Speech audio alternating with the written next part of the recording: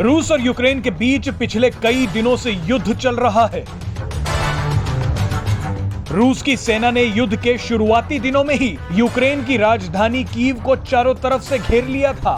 लेकिन हैरानी की बात तो यह है कि अभी तक कीव पर रूस कब्जा नहीं कर पाया है।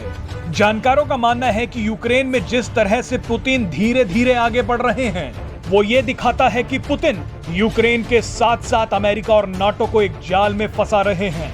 पुतिन अमेरिका से सीधे जंग लड़े बिना ही उसे घुटनों पर लाने की कोशिश कर रहे हैं और वो साथ ही साथ नाटो देशों को भी चेतावनी दे रहे हैं कि वो इस मामले से पूरी तरह से पीछे हट जाएं। इस वीडियो में हम आपको बताएंगे कि कैसे पुतिन अपने ऊपर आई इस आपदा को अवसर में बदलना चाहते हैं। आपको बता दें कि रूस लगातार इस युद्ध के लिए अमेरिका को ही जिम्मेदार बता रहा है। रूस का आरोप है कि 2014 में अमेरिकी खुफिया एजेंसी CIA ने ही यूक्रेन में तख्ता पलट करवाया था और वहां अमेरिकी समर्थक सरकार को बिठा दिया। इसका सबसे बड़ा असर ये हुआ कि साल 2019 में यूक्रेन ने अपने संविधान में संशोधन किया।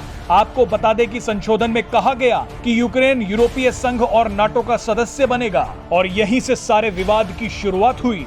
रूस ने यूक्रेन को बहुत समझाया कि वो अमेरिका के बहकावे में आकर नाटो में शामिल होने की अपनी जिद छोड़ दे, लेकिन यूक्रेन माना नहीं, जिसके बाद सारे रास्ते बंद होते देख पुतिन ने यूक्रेन पर हमला कर दिया। इस युद्ध के शुरू होते ही पुतिन को एक जीत तब मिली जब अमेरिका और नाटो देशों ने यूक्रेन की सैन्य मदद करने से मना कर दिया।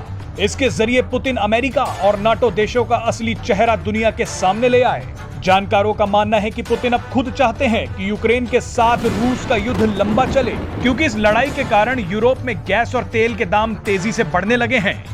आपको बता दें कि इस समय यूरोप में गैस की कीमतें रिकॉर्ड स्तर पर पहुंच गई हैं, लेकिन प्रतिबंधों के बावजूद कई यूरोपीय देश रूस से अभी भी गैस और तेल खरीद रहे हैं, क्योंकि ये सभी यूरोपीय देश अपनी जरूरतों को पूरा करने के लिए रूस पर ही निर्भर हैं।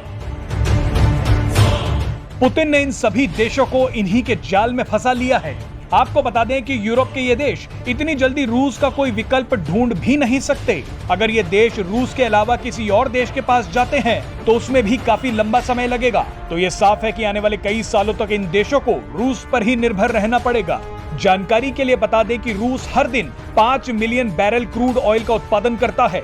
इसमें से आधे से ज्यादा का निर्यात यूरोपीय देशों को किया जाता है। दुनिया भर में रूस तेल का तीसरा सबसे बड़ा उत्पादक है।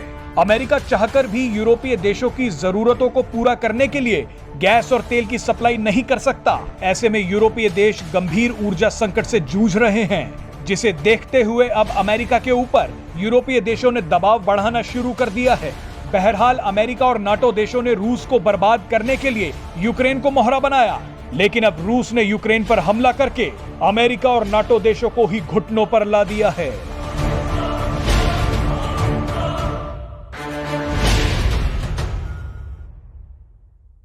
Presenting V News app, available on Google Play and App Store. Download it now.